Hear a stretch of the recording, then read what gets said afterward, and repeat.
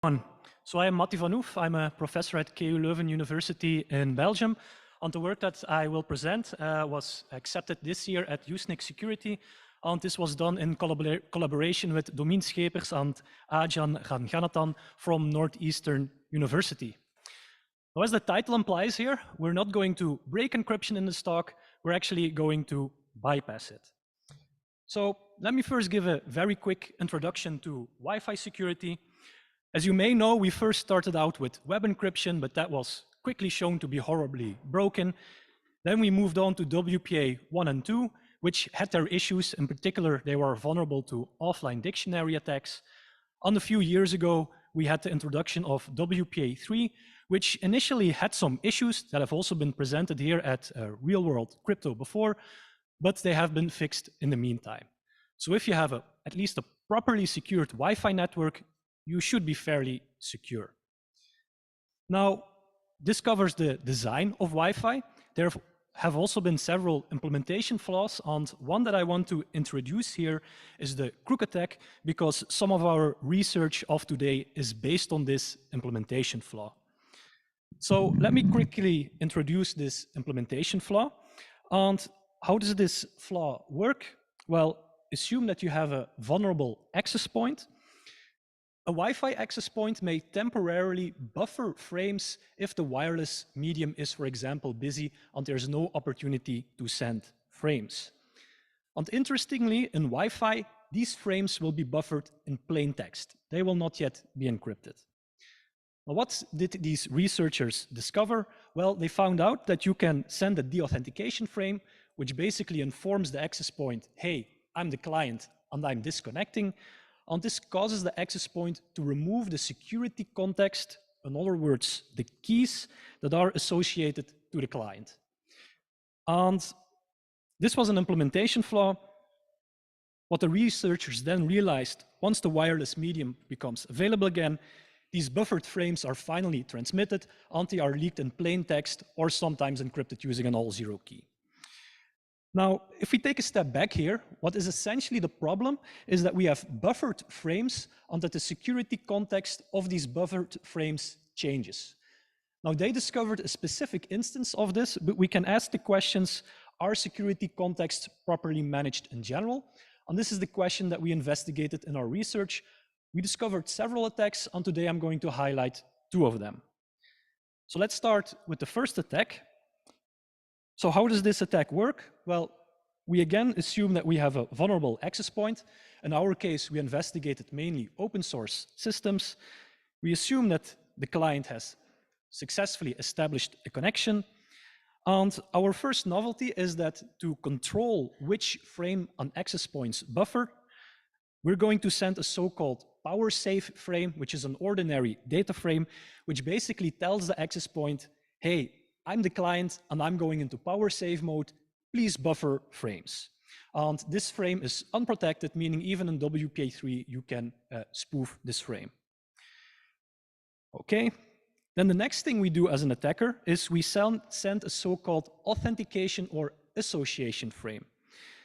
We spoof that as the attacker, and in WPA3 this frame is actually protected, but in WPA2, which most networks still use, this can be spoofed by an adversary, and basically when the attacker spoofs this frame, it's telling the access point, hey, I'm the victim and I want to initiate a new connection, and this causes the access point to again remove the client keys from the memory.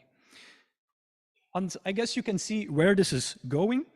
If we now wake up the client by again sending a wake up frame, we pretty much have the same vulnerability as before. The access point will now send these buffered frames under a different security context, to say, because the access point has now removed the pairwise key. And what do I mean here with an undefined security context? Well, in practice, we see that the frames are not necessarily leaked in plain text, but how the frames are leaked depends on the system we are attacking. Let me illustrate this with FreeBSD as a target. Surprisingly, it supports Wi-Fi. And how are frames leaked? Well, if we look at version 3.0, And if we specifically look at a RA-Link driver, then the frames are leaked in plain text. But if you update to the next version, 13.1, then suddenly these frames are sent using what we call an undefined security context, which in this case happens to use web encryption, which is already completely broken. But in this case, they also use an all-zero encryption key, so you can just decrypt it as an adversary. Interestingly, if you use a different wireless dongle or a different driver from a different vendor, then it can change how these frames are leaked. For example, we also observed that they are encrypted using CCMP, in this case with the so-called group key of the network. Now, what is the group key? The group key is basically a symmetric key that every client in the network knows, and it is used to encrypt broadcast and multicast traffic. And for some reasons, these devices end up using that key. But in a network like Ederoam or the network you're connected to right now, everyone knows the group key. Basically, a malicious insider can then use that knowledge to decrypt these leaked frames. We also investigated other operating systems like Linux, NetBSD, and open source Atheros firmware, and we discovered not necessarily exactly the same attack, but variants of this vulnerability. Now, what is the root cause here in our opinion? With the Crook attack, they claimed, okay, this was an implementation flaw, but in our opinion, because we saw many implementations that are vulnerable, I think we can make the argument that it was actually the standard that wasn't explicit enough in how to manage buffered frames. For instance, the standard could have said, if a key changes or is removed, then you should drop the buffered frames that were stored in plain text. I think a more general lesson here that we can perhaps also learn is that in the case of Wi-Fi, it would be interesting to include this transmit queue, so the buffered frames, in formal models of Wi-Fi. And this is a bit different from protocols like TLS, because with TLS, frames are immediately encrypted, but with Wi-Fi, they are first buffered in plain text. Now, quite interestingly, there is actually some previous works on formally modeling WPA2, where they indeed included this transmit queue in the model, but they did not yet discover modeled key deletion. So I think they got really close to discovering this attack. So yeah, it's a very interesting direction that they explored. So that's the first attack. The second attack that we discovered is a technique that can bypass Wi-Fi client isolation. Now let me perhaps first give a quick introduction to Wi-Fi client isolation. What is client isolation? Well, simply put, if you're in a network where users cannot trust each other, client isolation prevents two devices from communicating with each other and hence also attacking each other. This is, for example, used in, say, company networks to prevent a rogue employee or perhaps a compromised employee from then attacking other devices in the network. And it is also used by certain hotspots that require authentication. And I think one example that we're all familiar with is Ederoam. Using Ederoam, anyone can connect to your university network, but you may not necessarily trust all your visitors. So in that case, Wi-Fi client isolation is definitely useful. Now, what is interesting here about this attack model is that in this case, the adversary can connect to the same network that you are part of. And this enables a very interesting attack where we can again cause the access point to send frames under what we call a different security context. So how does that attack work? Well, let's say we again have an access point that is vulnerable here, so an access point here on the right. We assume that the client is now connected to the access point, and at some point the client will send a DNS or HTTP request to some server on the internet. And okay, the network, the router of the network will then forward this request to the server on the internet. Now, before the server of the internet had a chance to reply, or at least before this reply arrived back at the Wi-Fi network, we are going to perform an attack. And what is the attack? Well, conceptually, the attack is actually fairly straightforward. We're just going to spoof the client MAC address as an attacker, And then we as an attacker are going to connect to the network using our own credentials. And remember, the adversary here is a malicious insider, so they have their own credentials to connect to the network. Now something quite interesting happens, because when this client is connecting to the access point, it will negotiate a new session key, and this session key will be associated to the MAC address of the attacker. And in this case, that means it's also associated to the MAC address of the victim. So basically, we are overriding the key that is associated with the victim.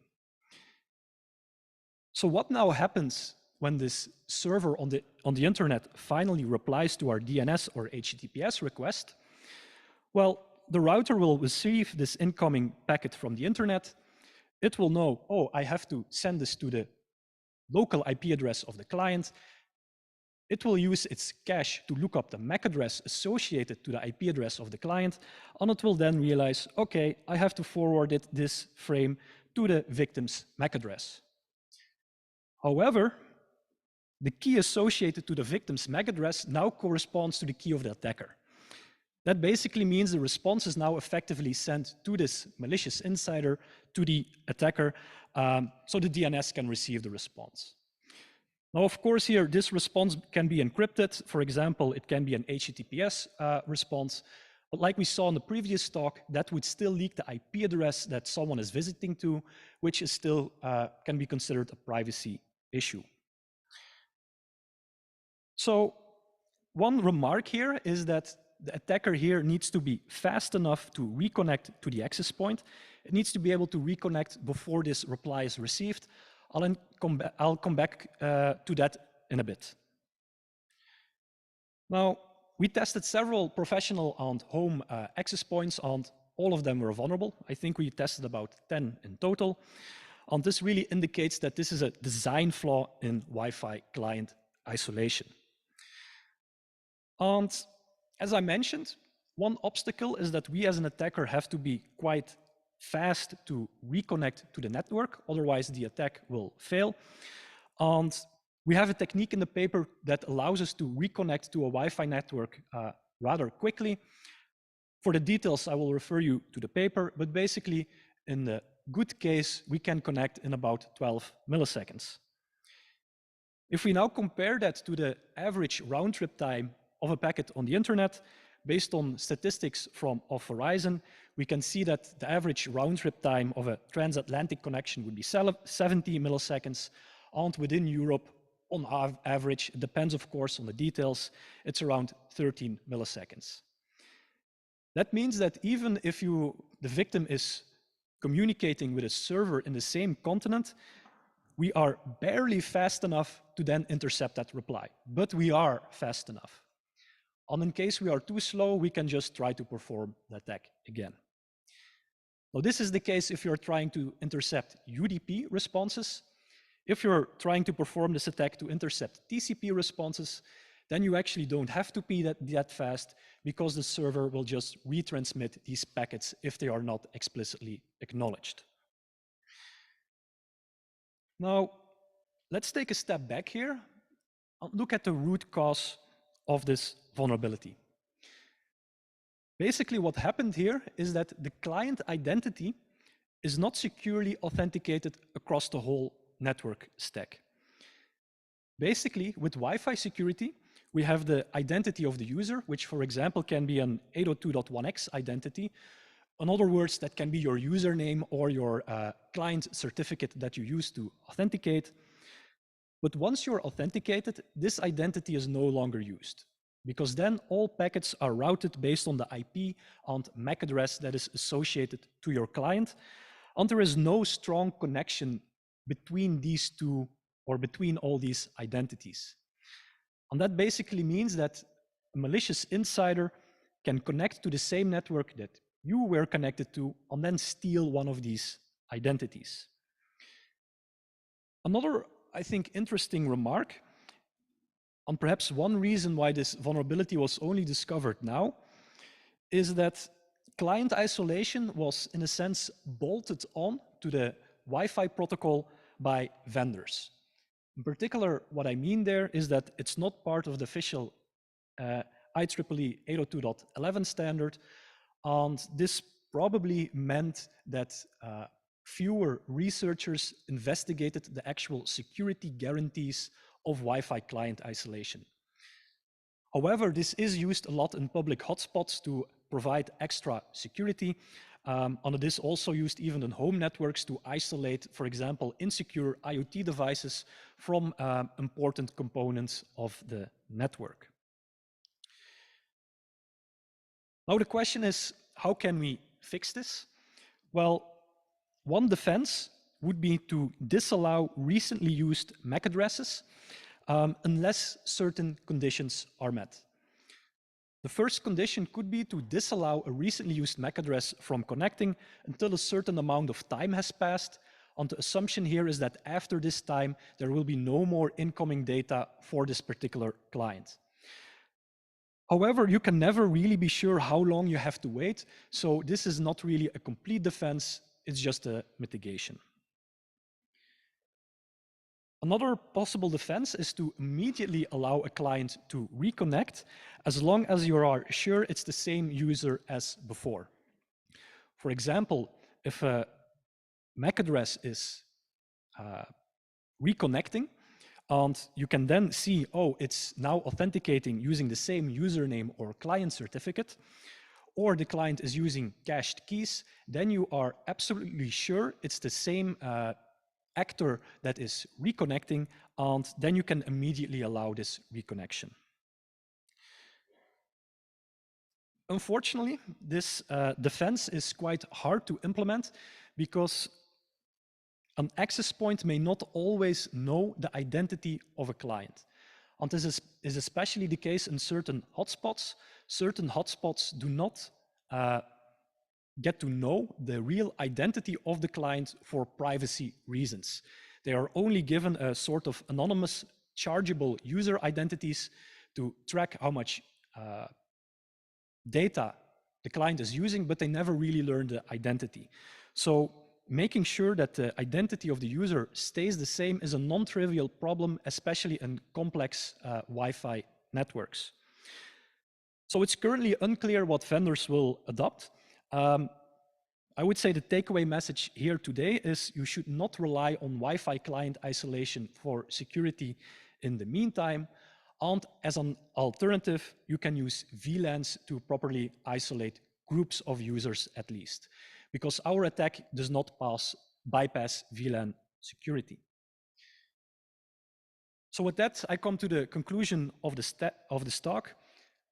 In our opinion, the Wi-Fi standard is vague in how to manage the security context of buffered frames, and we have abused this to leak frames under a different security context.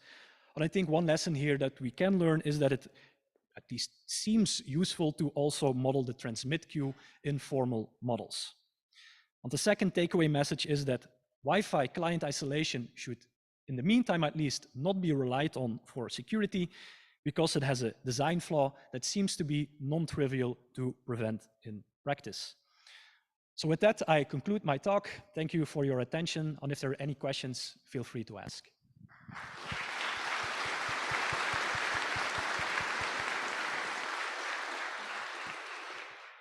Thank you, Matti. Are there any questions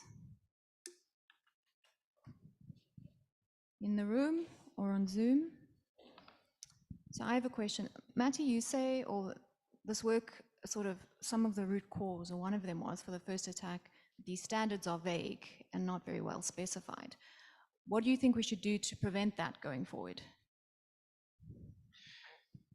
That's a good question. I would say the initial thing that one might go to is, okay, we can try to formally model it, but I think that has some challenges because you cannot formally model all aspects because that would take too much time and effort. So I think one open question is, what would be actually useful to model in our formal models? For example, is it useful to model the transmit queue or not? I think that's the question. So formal models might help, but yeah, then you have a new question, what will you then model? Any other questions? Okay, thank you, Matti.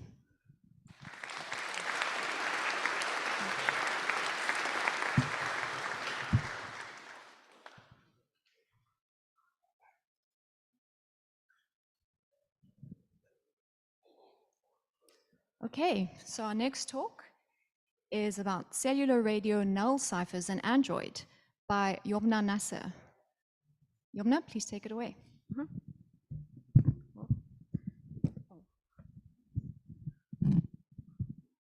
Hello?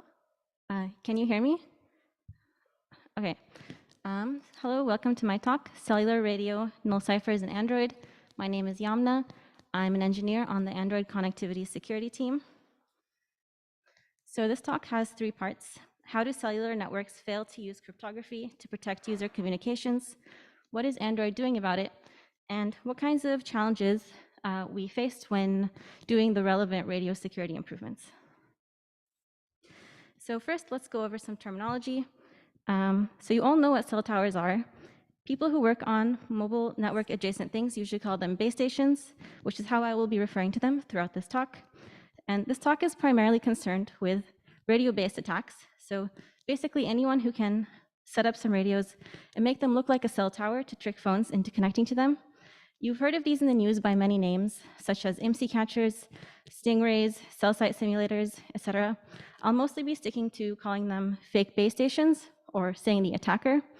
And finally, there are network generations, such as 2G, 3G, etc. The most popular 2G protocol is GSM, and I'll be using 2G and GSM interchangeably. I'll also be using 4G and LTE interchangeably. And the main attack scenarios I'll be covering are applicable across everything from 2G to 5G. So usually in these types of talks, there's a diagram of a phone connecting to a cell tower, but to be a bit more accurate, the physical component of the phone, which handles connecting to cell towers and facilitating radio communications, is called a modem, also known as the radio, the baseband, or the communications processor. All these terms are interchangeable. Modems are produced by hardware vendors such as Qualcomm, MediaTek, Samsung, Intel, etc.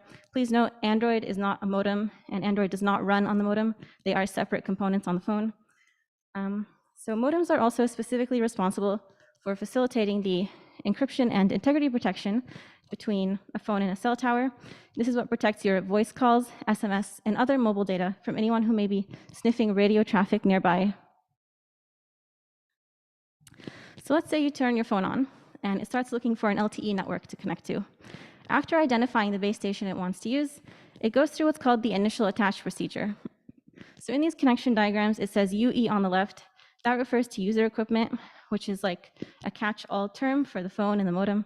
And it says MME on the right, and that's just the relevant part of the core network that the base station is like passing all the information from the phone to and from. So step 1 of the initial attach procedure, the modem sends what's called an attach request to the network. It sends the MC, which is a sensitive value used to identify the user to the network.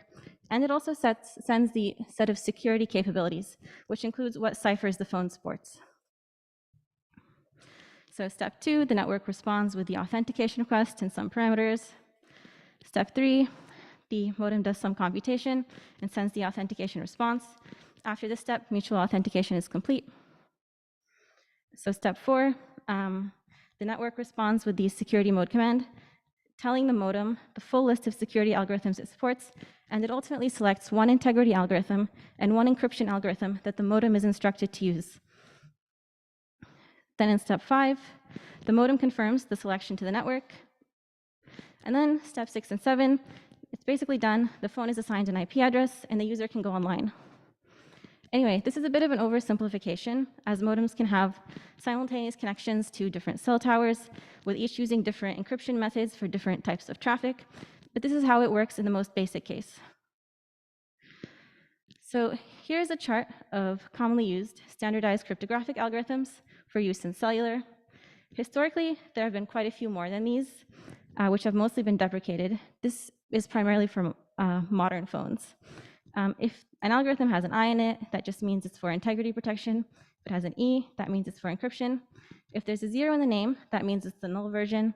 But this chart on the left didn't include those, so I've put them in the table on the right for you to see.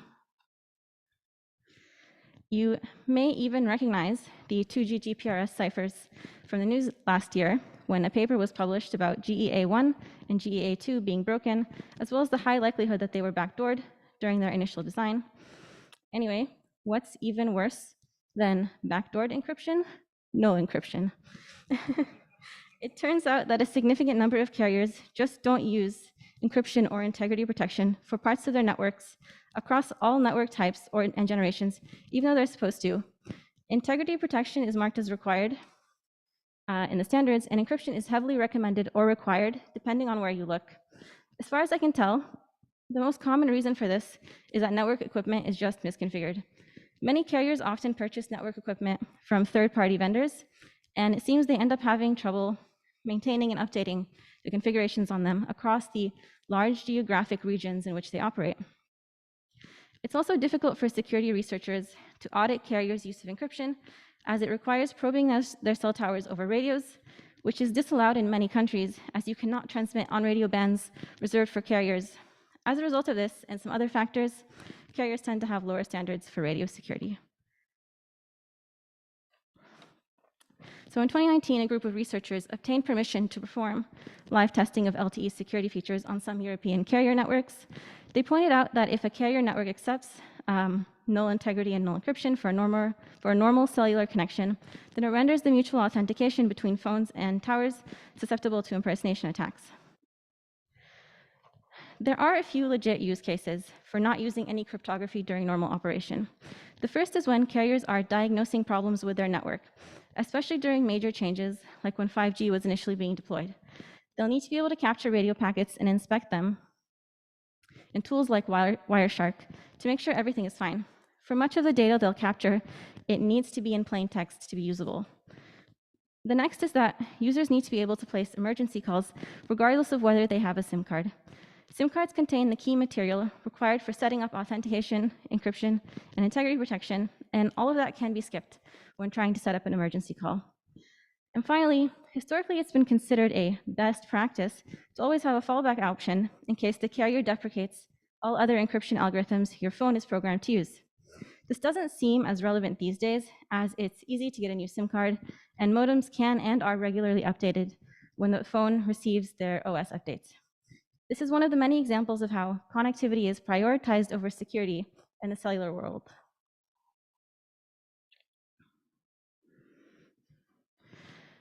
So really, fundamental cellular security infrastructure should be as secure as possible, even if we view parts of it as outdated. Many people still rely on voice calls and SMS, not just for communicating, but also for things like SMS-based bank transfers in developing countries. And SMS and voice calls are not going away anytime soon. Users should have the option to guarantee that their data isn't being transmitted in clear text, such that anyone within a several kilometer radius with a homemade radio setup can intercept and modify them, especially since fake base station attacks are becoming more and more common. Take, for example, the recent high-profile case from France a few months ago, where someone was caught being paid to drive around with a fake base station in the back of their car, sending SMS spam to people nearby in an attempt to compromise private health insurance data as part of a scam. The French police didn't realize it was just a fake base station for spamming people, and they blew it up thinking it was a bomb. And variations on these types of spamming attacks have been going on for nearly a decade in China, where they're also being used to spread malware, and they're only getting easier and cheaper to pull off. So, newly supported in Android 14, which is slated for release later this year, users will be able to require their modems only use non-null encryption for all connection types. For calls and SMS, this includes enforcing mandatory integrity protection as well. For mobile data, however, it turns out that only encryption is usually implemented. Nobody really uses integrity protection due to historical and performance issues. So as the modems don't support it, and the carrier equipment doesn't support it, we couldn't really enforce anything about that, around that on this first release. This does mean that if you have the toggle enabled, and you're in an area where the cell towers have been misconfigured, they don't use proper encryption, you just won't have connectivity for normal operations. There is an exception for user-initiated emergency calls, though, and more on that in a second. Also, if you know anything about 2G, in GSM, there is no integrity protection. So for GSM, only encryption is required. Anyway, you can see a draft of what the option will look like in settings. Please note this is just a draft. It's not necessarily the final text we will be using. And as you can see in the last line in the image, there's an exception to let the user know that Even if encryption is required, if Android or the modem detect you're making an emergency call, they will always try everything they can to let the call through, including trying to fall back to insecure network configurations if necessary. And just to avoid any confusion, this is not related to how data is protected once it reaches the core network. This is just over the radio link between the network and the phone to protect against radio eavesdropping. Anyway, while the earliest you could possibly see this feature is Android 14, modem hardware APIs usually don't get full version updates after they've been placed in a phone. So realistically, phones manufactured prior to 2023 won't have this feature. Additionally, we've given modem vendors a grace year to implement and test this before we mark the APIs as required to implement by hardware vendors in Android 15 next year. There's a huge potential for connectivity impact, as if part of a network is misconfigured, it's likely to be a problem across a large geographical area. We also want to be considerate of implementation complexity from the modem engineer's side, which I'll go over in a bit.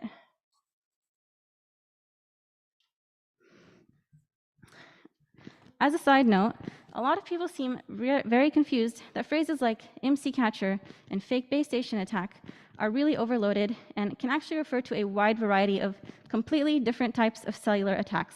So I want to disambiguate and make sure it's clear that requiring cellular encryption does not protect you from the often in the news location tracking attacks.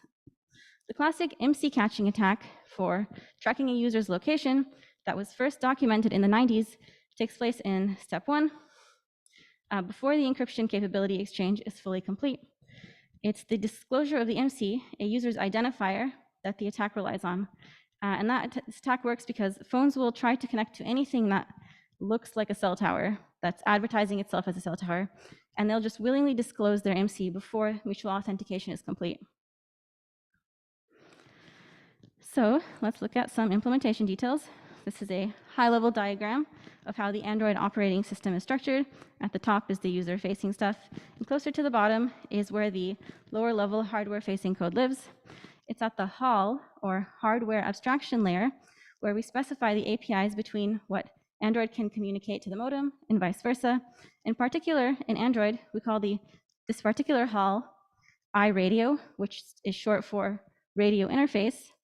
So after we have an idea for a feature that should exist in Android that requires talking to the modem, we come up with an appropriate API for it, and then we share it with all the major hardware vendors to get feedback from them on, like, can they support it? Are they willing to support it? And so on. And there are many different hardware vendors we work with, and we need to get input and consensus from all of them before we are able to do anything. So you can browse the iRadio APIs as they are all open source. When the next AOSP release happens in a few months, by the way, AOSP is Android Open Source Project, this is where you'll be able to see the exact details of the requirements around disabling null encryption and null integrity. So I'm not allowed to share unreleased AOSP code, unfortunately. So as an example, here's an API we designed a few years ago to allow users to disable 2G on their phone because it's so insecure. As you can see, it's in the comments where we mainly specify how modem engineers are supposed to implement the APIs on their side. This API is a bit lightweight. However, they're usually much more heavily annotated. Also, I've highlighted the text where we specified that user-initiated emergency calls must always be allowed, even if it means reverting to a more insecure mode. The 2G toggle had a similar exception. Also, please note, most emergency call handling is done by it's done by the modem, not Android. So let's look at what makes up some of the implementation complexity from the modem side. Going back to the LTE initial attach procedure from before. So when you take a look at the details of cellular standards, there's quite a few ways that they could go about implementing the requirements we've set forth around requiring encryption and integrity protection. So here's one hypothetical example of what the modified connection flow could look like if the user has chosen to require encryption, but the network only supports null encryption. So step 1, the modem sends the attached request to the network. They send their MC, which is their identifier, and the security capabilities, which includes what ciphers they support. And in this case, it's the same as before. It still includes null ciphering and null integrity. Step 2, the network responds with the authentication request. Step 3, the modem does some computation and sends the authentication response. Up until this point, everything is exactly the same as before. Step 4, authentication is complete. The network responds with the security mode command, telling the modem it only supports null ciphering and that the modem should accept this. And then step 5, this is where things get different. Instead of accepting, the modem sends what's called an attach reject message, which communicates it's ending this connection attempt. Then in order to not immediately retry all this again and end up in a connection loop, it sets a timer for retrying connecting to that particular network. After 5 failed connection attempts, the modem places that particular network on a ban list and doesn't attempt to reconnect to it until the phone has restarted. So that's one hypothetical potential. Yamna, Yes. just to say, 2-minute warning. Okay, so that's one hypothetical potential implementation. A different one would be in step 1. The modem just drops null encryption and integrity from its security capabilities list when it sends it over to the poorly configured network. And the network is just like, sorry, I can't support this, don't try again. That's, of course, an oversimplification, but you get the idea. And please note, we ultimately do not control what hardware vendors implement. These are just 2 examples we came up with that we believe to be spec compliant. Ultimately, the optimal way to do this and the pros and cons of different approaches is an open question. So if anyone would like a free research project idea, here you go. Anyway, I've shown just a small part of what it's like to make a major connectivity impacting radio security change in a big mobile operating system. But hopefully this was a helpful primer on how practical radio security in Android and modems work. Some suggested readings.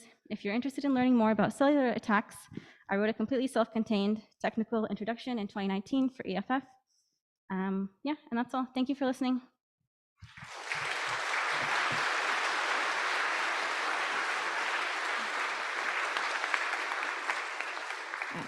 Thank you, Yamna. As we are running tight on time, there are no time for questions, so please speak to Yamna offline. But can we have the next speaker, please? Okay, the next talk is about TLS Anvil. This is a test suite for testing TLS libraries, and Marcel will give the talk. Okay, thank you very much for the introduction. I will be presenting results from our joint work by Ruhr University Bochum, Paderborn University, and the Technology Innovation Institute. As the title already says, this presentation is about TLS, and TLS is a complex protocol. This isn't super obvious at first glance because there are only 4 protocol versions, and they have been released over the course of 20 years. But while these RFCs shown here form the main protocol specifications, there are actually many other RFCs that shape the protocol and its usage over the years. Often these RFCs introduce new features to the protocol, such as new ciphers, but while doing so, they also impose new restrictions on the implementations and enforce new requirements. Implementations must meet these requirements to ensure interoperability and security. Here's an example for a requirement from the TLS 1.2 RFC, and it concerns the validation of padding for ciphers in cipher block chaining mode or CBC mode. And it says the receiver must check the padding, must use the bad record MAC alert to indicate padding errors. This requirement is actually a security measure set to avoid padding oracle attacks. So it's crucial that this requirement is always met regardless of the negotiated parameters. So as an example, we could establish a session where we negotiate Diffie-Hellman key exchange, RSA signatures, and AES as our block cipher, send an invalid padding to some TLS library, and just observe the response. And if the library replies with a bad record MAC alert and terminates the session, this is exactly what the RFC expects it to do.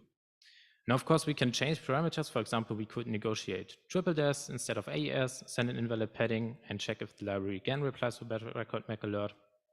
And if it does, it's great.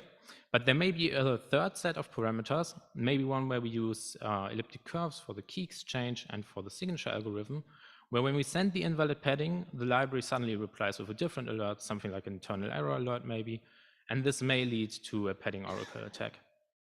Now, it may seem unlikely that the signature or key exchange algorithm have an effect on this requirement because the requirement only concerns the padding for symmetric encryption. When you reach symmetric encryption, you already performed the key exchange, so it really shouldn't make a difference. But a previous study by Merget et al. Has shown that for some TLS libraries, it actually does make a difference which key exchange algorithm or maybe which signature algorithm you're using.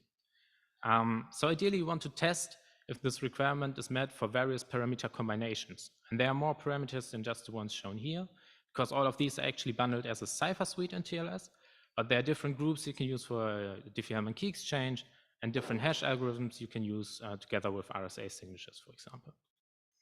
Unfortunately, testing all combinations of all parameters quickly leads to a combinatorial explosion. So we need techniques that tame the combinatorial complexity, but also explore parameter interactions. T-way testing is such a technique, and it's based on the experience that faults are usually not the result of an interaction of all parameters, but only few of them. Let's consider an example where we have 3 parameters, A, B, and C, that each have 2 possible values. The set of parameters and their values is also referred to as the input parameter model.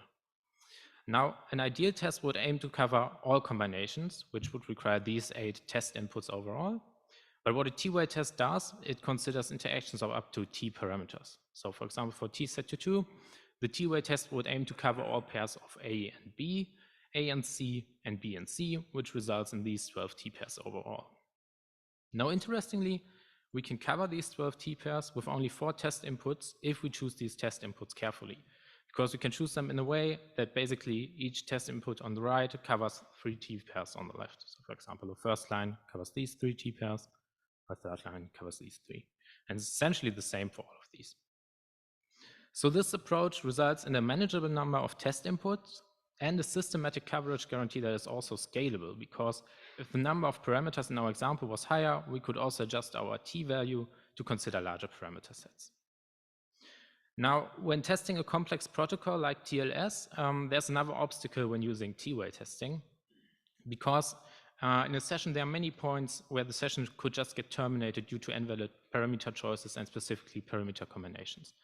And this is specifically a problem when we want to perform tests at a specific point in the session. For example, we may want to test the padding validation once the handshake has been completed, and we want to test if various parameters have an effect on the outcome of this test, but we want to avoid combinations that already terminate our session at the very start due to invalid combinations, because these don't contribute anything to what we want to test here, because we never even reached the point where we perform the actual test. So the test inputs we generate with T-way testing must be constrained, and there are basically 2 important aspects to consider here.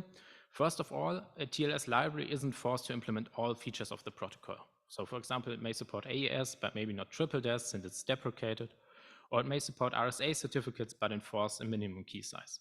So all of these values are valid in terms of the protocol specification, but in the context of a tested library, some may be invalid. Another thing we need to consider is that we cannot blindly combine all parameter values due to restrictions in the RFCs. So as an example, a server typically has to select a cipher suite, a certificate with some public key, and a signature algorithm. But the cipher suite already mandates if RSA or ECDSA signatures should be used. So consequently, once we choose the cipher suite, our options for the certificate and for the signature algorithm are already limited. And depending on the specific type of the public key in the certificate, our choice there may further limit our options for the signature algorithm. If we do not respect these boundaries, we're again creating invalid test inputs that potentially stop our sessions at a point where we don't want it to stop. Of course, we don't always want to avoid these invalid combinations, because it's also crucial to ensure that an implementation rejects invalid combinations correctly, but we only want to test these once in a dedicated set of tests and then exclude them from all other tests. Based on these concepts, we built a test suite, which we call TLS Anvil. It uses a black box approach to evaluate TLS clients and servers, and the individual tests are based on mandatory RFC statements, such as the one shown at the beginning.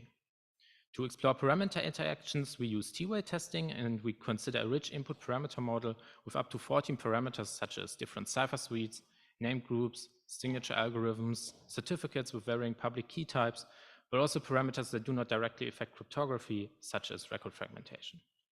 And in total, TLS Anvil consists of 408 test templates, which are based on 13 TLS RFCs. The execution of TLS Anvil always starts with the creation of the input parameter model. First, we perform a feature extraction for the tested library. This is an important step, as it allows us to identify applicable tests and necessary parameter constraints.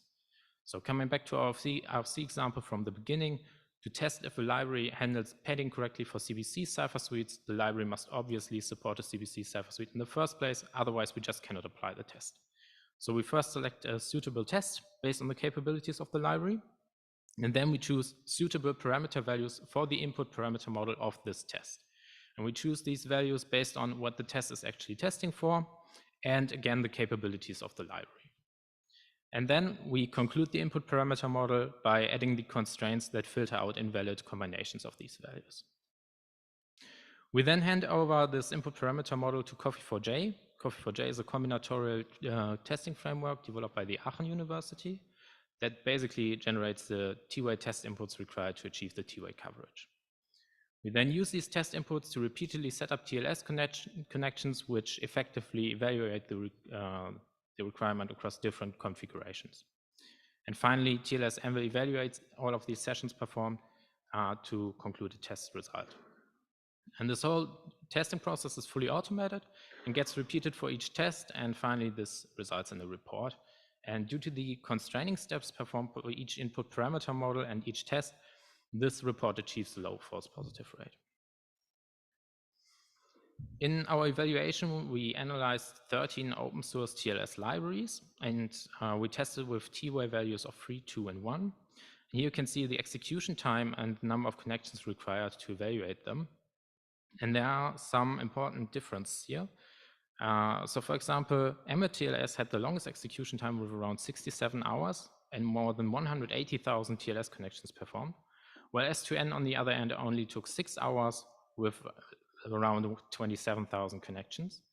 And this is an important aspect because there are two aspects which define the runtime to a large extent. So first of all, this is how many tests we can apply, which depends on the capabilities of the library.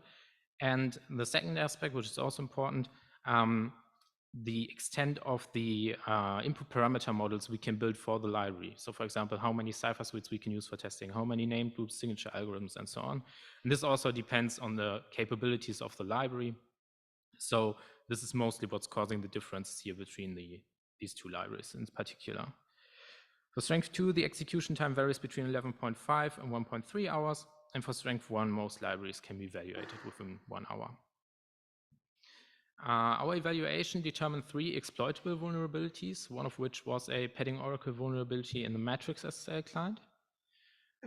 By default, TLS uses the MACDEN encrypt pattern for CBC cipher suites, which basically means when you want to send some data, you first compute a MAC for this data, then you add padding as required for your block cipher before encrypting the entire construct. And consequently, when the receiver wants to check the MAC, he first has to decrypt this message and remove the padding. And padding has a specific structure in TLS, and it's crucial that an invalid padding must be indistinguishable from an invalid MAC, because otherwise an attacker may be able to rearrange ciphertext blocks and deduce information about the plain text based on the validity of the created padding. This is essentially the padding oracle. So if the padding is invalid, the library must not abort the session, but must continue to perform a dummy MAC computation and only then fail the session, and specifically must fail the session with a bad record MAC alert. Now the Matrix SSL client, when confronted with an invalid padding, simply closed the TCP connection without any alert, but specifically only for cipher suites which use the SHA-256H MAC. This was caused by a segmentation fault, because when the invalid padding had been detected, the HMAC wasn't initialized properly, but it was still called to perform the dummy MAC computation, which then ran into the segmentation fault. And this was distinguishable from MAC failures, because for an invalid MAC, an alert was always sent, and thus this padding oracle could be exploited. We also found a denial of service bug in the Matrix SSL client based on sending messages with contradicting length fields. So similar as to other protocols, TLS has nested length fields. So for example, there's a length field here for the entirety of a TLS record. Then within the record, there is a message, which has a length field for its contents. And within the content, there can be various other length fields, for example, down here at the bottom for a list of extensions. Now, if we modify the length field in the middle, but leave everything else as it is, we can create an invalid message where basically the extensions length field at the bottom now reaches beyond the byte range defined above. So essentially the message becomes unparsable. Interestingly, when negotiating TLS 1.3, Matrix SSL would start to pass this message and run into a loop where it would become unresponsive and the CPU usage would rise and stay on a high level indefinitely. This issue did not occur in TLS 1.2, but there was another interesting issue with Matrix SSL regarding length fields, because it was possible to send messages which stated a content length of 0 bytes, but still actually contained content bytes. Again, this is possible due to the nested length fields. So there is this record content length field again here, which states the correct number of bytes for the entirety of the message. And then within the record, there's a server key exchange message here, which states a content length of 0 bytes. But essentially, below, you could send all key exchange information you needed. And despite this content length field of 0, Matrix SSL would just proceed to pass the entire message with all of the key exchange information, which, of course, itself is not an issue. But the issue was that while the length field had been ignored for parsing purposes, it has been used to determine which bytes affect the session transcript. Session transcript is used in TLS at the end of the handshake, where both peers exchanged a finished message, which basically contains an HMAC of the transcript, to ensure that messages that were previously sent in plain text weren't tampered with. So essentially, Matrix SSL would process all bytes in the record, but everything below this content length field would be excluded from the transcript. We also found an authentication bypass for Wolf SSL in TLS 1.3. Usually, a server authenticates towards a client in TLS 1.3 by sending a certificate message, which, as the name implies, contains a certificate or a chain of certificates. And subsequently, the server sends a certificate verify message, which essentially contains a signature, which can be verified using the public key from the certificate. For Wolf SSL, when a server sent a certificate message which was actually empty, Wolf SSL just accepted any certificate verifier value and always concluded the handshake without any server authentication. Now, interestingly, when we look at the message structure of the certificate message, there are actually 2 points where you could say that the message is empty. First of all, there's this generic content length field that all handshake messages in TLS have. And then there's this certificates list length field. And only setting the latter to 0 actually caused this bug, which is quite interesting because there's specifically for this length field an RFC requirement that this must not be 0 and that it must be rejected if it is. But only setting this one to 0 actually caused this bypass. And if you set the upper content length field to 0, which in some case results in an even shorter message, even emptier certificate message, in this case, Wolf SSL would actually reject it then correctly. Okay, in total, our evaluation determined 239 RFC violations. We analyzed failed tests and grouped them based on their impact in the following way. First of all, we have the 3 exploitable vulnerabilities I mostly talked about just a few seconds ago. Then we found 5 cases where cryptographic operations have been illicitly affected, such as a key confusion bug in LibreSSL, where wrong keys have been used to decrypt received messages under certain circumstances.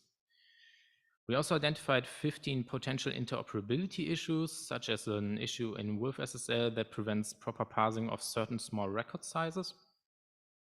Then we found 116 cases where libraries either did not send any alert codes or sent different alerts than mandated by the RFC. These cases are likely uncritical and somewhat inflate the number of our findings, but in some cases, correct alert handling can be crucial, for example, to avoid padding oracles. And ultimately, we found a vast range of RFC violations which do not fall in any of the first categories, which we just grouped as other. Now, it's important to point out that despite the high number of findings, most well-known libraries still passed a very high percentage of tests, with around 97% in our server tests. So, in conclusion, we built a TLS test suite called TLS Anvil that evaluates clients and servers based on mandatory RFC requirements. To explore parameter interactions, we use T-way testing with carefully constrained test inputs. We analyzed 13 open source libraries and determined a total of 239 RFC violations, including 3 exploitable vulnerabilities. And especially these exploitable vulnerabilities indicate that there's still a blind spot in the tests of the affected libraries, and implementing combinatorial RFC tests into the testing pipelines of these libraries could help avoid these issues before a new library version gets released. We also think that it may be worth to add more tests for other RFCs to get a better understanding of the state of an implementation. And it may also be worth to apply the same to new protocols such as QUIC to avoid interoperability and security issues early on. If you want to learn more about TLS Anvil, you can find the source code on GitHub. We also have some additional documentation on tlsanvil.com. And with that, I thank you for your attention. I'd be happy to answer any questions.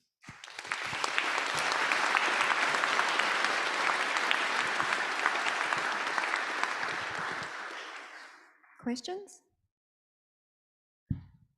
Hey, Chris Wood, this is fantastic work.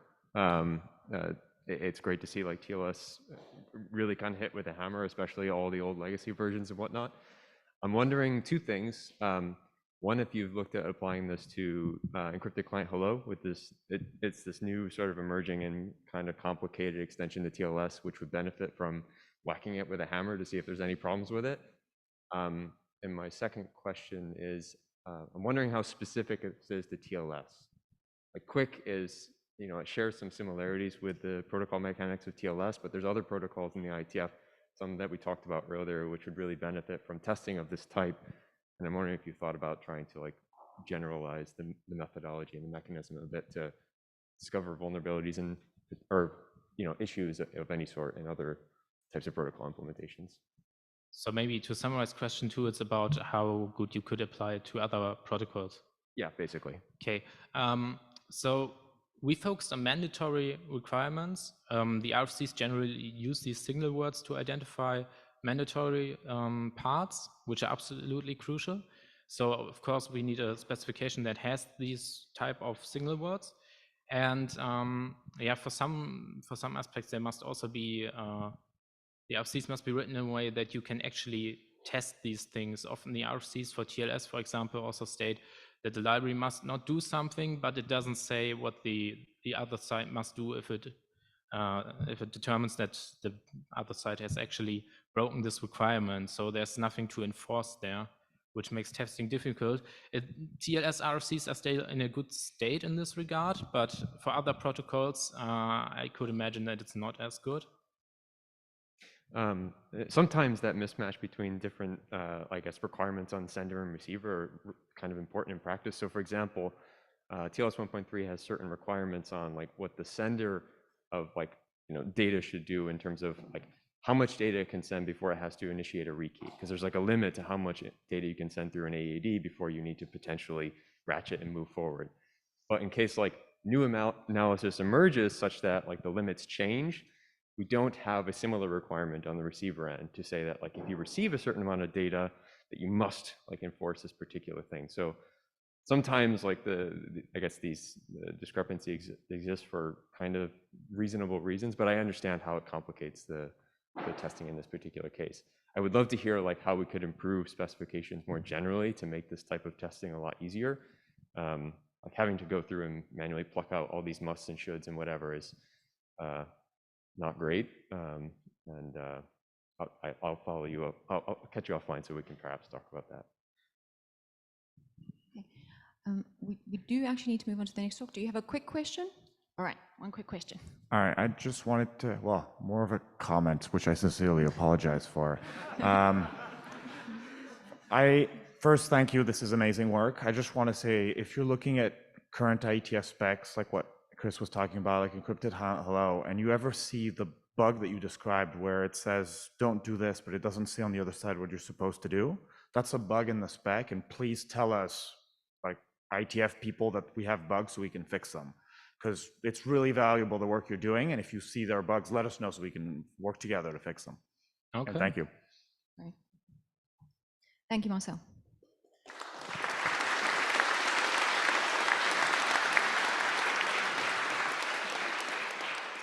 Okay, so moving on to our final talk for the session, which is about a computational analysis of the ad hoc protocol, and Mark Ilunga will give the talk.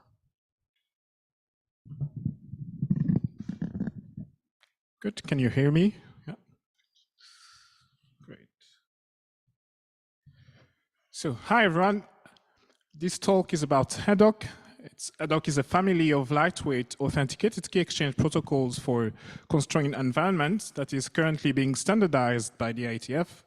In this talk, I will present our analysis of an instantiation of HADOC that is based on the MACD-Ensign protocol. I will highlight some of the insights we got into the MACD-Ensign protocol and conclude with a brief discussion of our interactions with the IETF. This is joint work with Felix Kunter, and I'm Mark Ilunga. All right, so very recently, I got a connected light bulb. I'm very late to the party. This is not me on the picture. I just found the image on the internet. But IoT devices have been around, and they are pretty much everywhere, and sadly, with a very poor security track record. Indeed, because of their limited computing power and the type of restricted network in which they operate, security considerations for IoT applications are usually out of the picture. You've probably heard that the S in IoT stands for security, but behind this joke sometimes hide very serious incidents like invasion of intimate activities involving IoT, which really puts another perspective on the fact that IoT devices are really everywhere.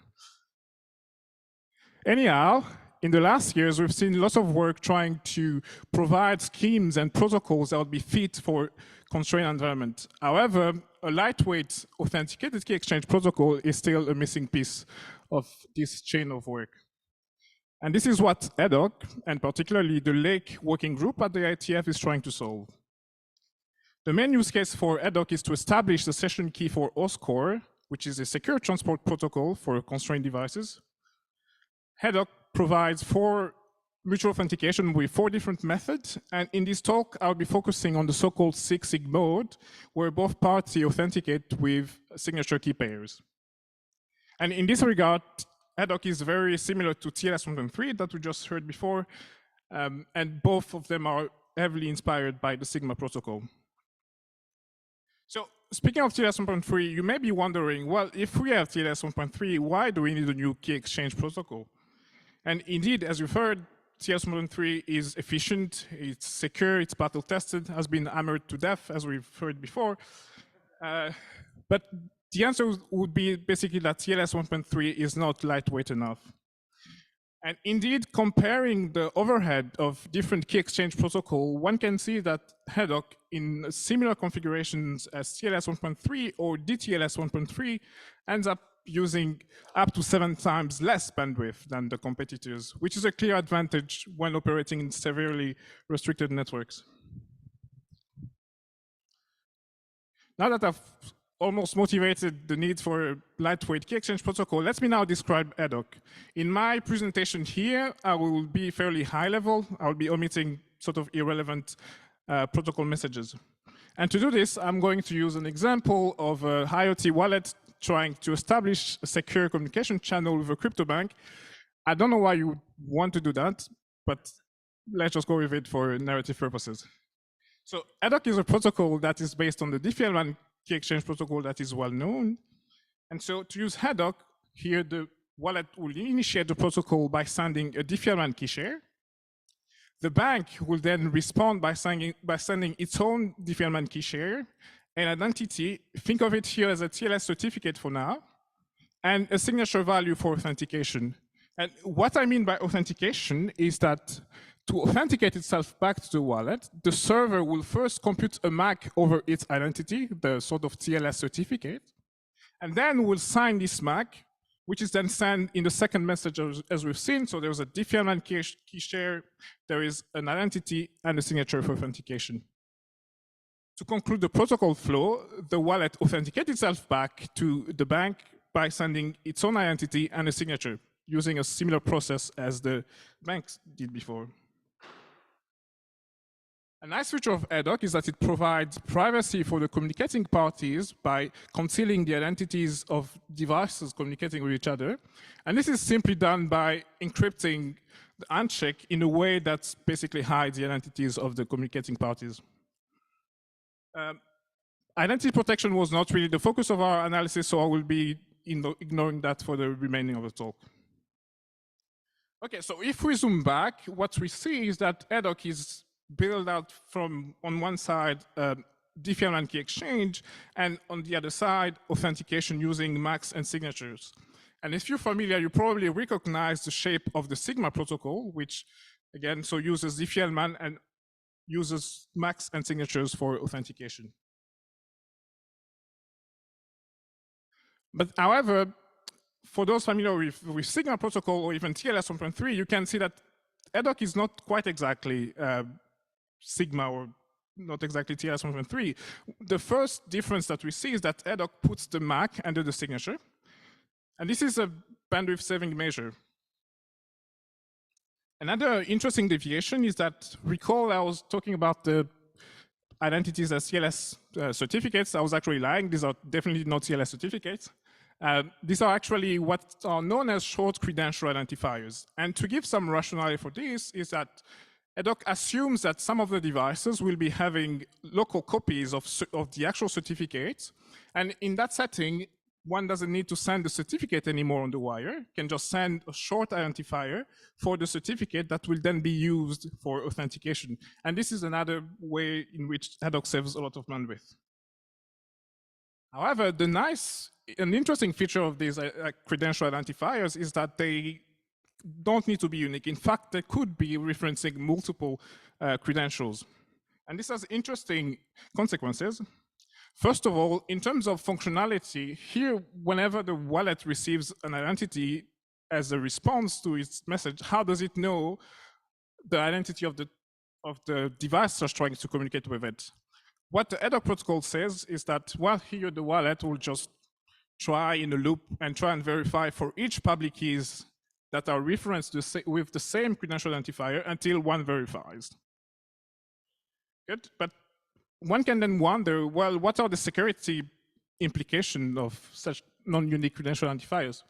And as you can see, or can imagine, in an adversarial setting, some of these public keys may actually be adversarially controlled.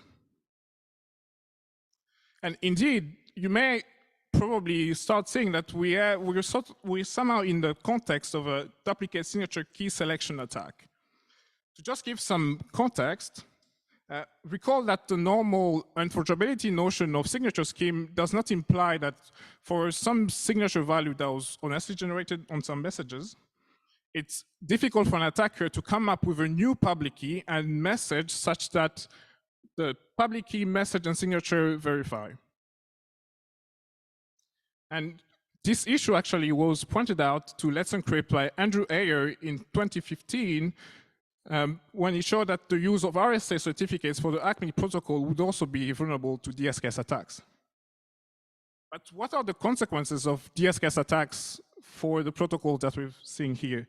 If we look at how DSKS attacks would influence the Magnensign protocol here, let's look again at the case of a wallet and a bank running a Sigma protocol. So the wallet will initiate the handshake, the bank would respond. And imagine now that when the wallet is sending the third message, we have an attacker who would create a new user and register it under some identity. But also the crucial fact here is that the identity is the same as the one used by the wallet, right? This is allowed in the model of EDOC. But the nice property is that the public key that the attacker registers is basically valid for any message and signature pairs. That works. So when this handshake concludes, what are the consequences? From the wallet perspective, it has authenticated the bank, and that's the identity it thinks that is talking to the bank. But recall that the bank, because the credential identifier may reference multiple public keys, the bank may actually end up verifying first under the attacker chosen public key, which is made to verify every message and signature pair. So here the bank may be thinking at the end that it's talking to the user A, which is adversary controlled, while the wallet thinks that it's talking to the bank. Afterwards, if the wallet would, for example, send some kind of a voucher so that it would receive some money from the bank, let's say out of some kind of a competition or something, because the wallet thinks it's talking to user A, well, then it will be sending this money to user A instead of the legitimate user. Maybe to give some precision here, the issue that we're seeing here is not necessarily an issue with the Mac-Unsigned protocol. This issue arises because we're considering a much stronger attacker model than is usually considered for the Mac-Unsigned protocol.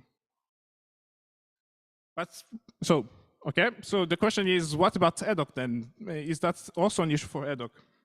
So fortunately, we're able to show that this issue is not a problem for EDOC, and EDOC actually provides strong authentication guarantees even under these colliding identifiers. But for this, we have to assume that the signature schemes used in EDOC provide the so-called universal exclusive ownership property. At a high level, the security notion says that for a given key pair that is honestly generated, we have an attacker that can receive signatures on chosen messages. And we ask for the attacker to come up with a new public key and message that will verify with some signatures that was obtained previously. And obviously, the adversarially chosen public key must be different than the honest one. And a signature scheme provides SUAO, here that's the strong version of the security guarantee if the attacker cannot win in this game. So zooming out from the authentication properties, let's paint a much complete picture of the security guarantees of EDOC. And to do so, we use the multi-stage key exchange model to analyze EDOC. It's a key exchange model that is fit to capture advanced properties of key exchange protocols. In our work, however, we extend the MSKE model by allowing the attacker to register new users with chosen public keys, so they don't have to be honestly generated. And even further, we allow the attacker to also control the credential identifiers to model exactly what can be potentially happening in EDOC. For the security goals, we target key indistinguishability of the different keys that are derived in EDOC, forward secrecy, and also explicit authentication.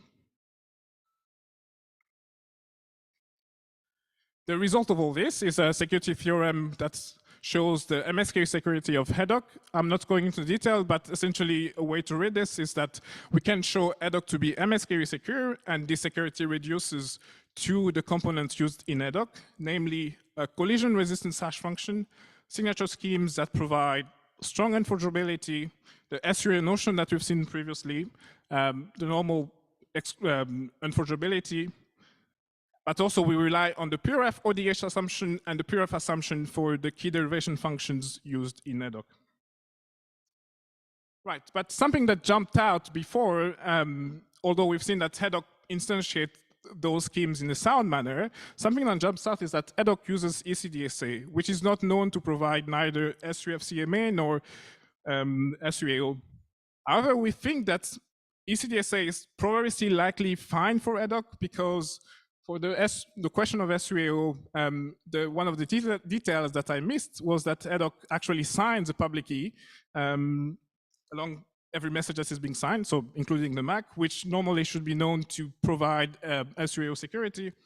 And for SUFCMA, probably the implementation could be changed to use canonical signatures and avoid sort of malleability issues. Good, so now let me sort of finish with a short discussion of our interaction with the working group at the IETF.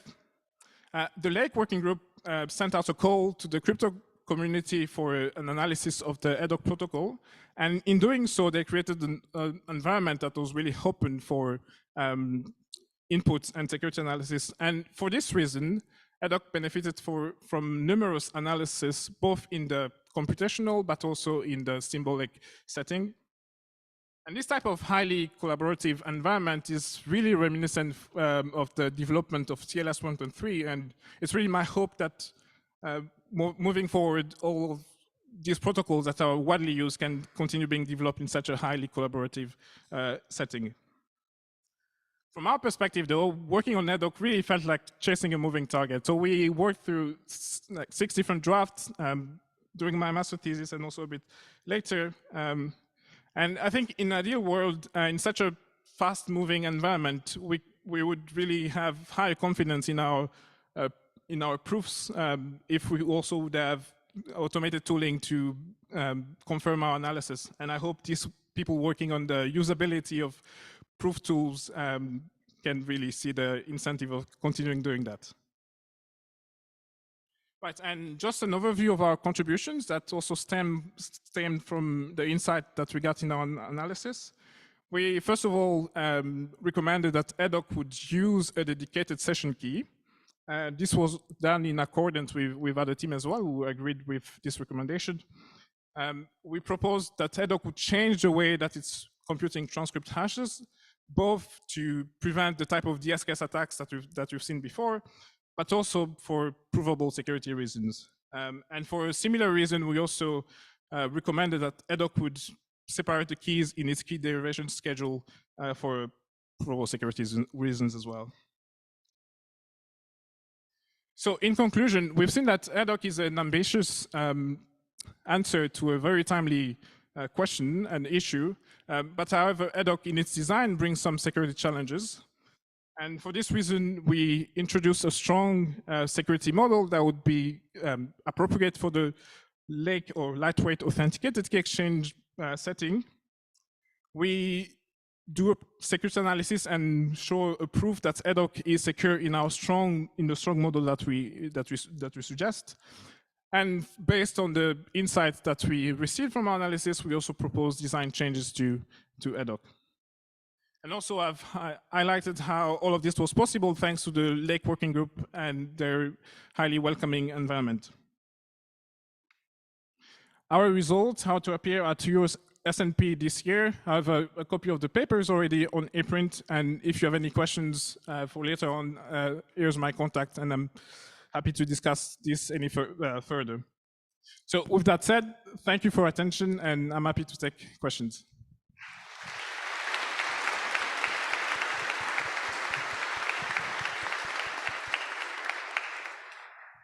Thank you, Mark. Are there any questions?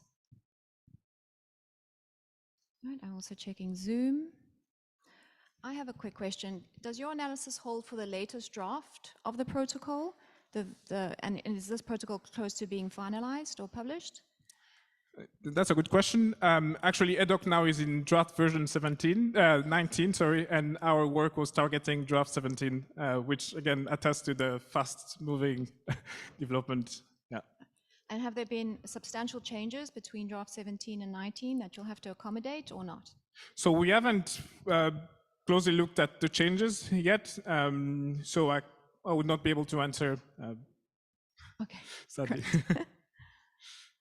Any other questions? All right, okay, with that, let's wrap up the session. Thank you again, Mark.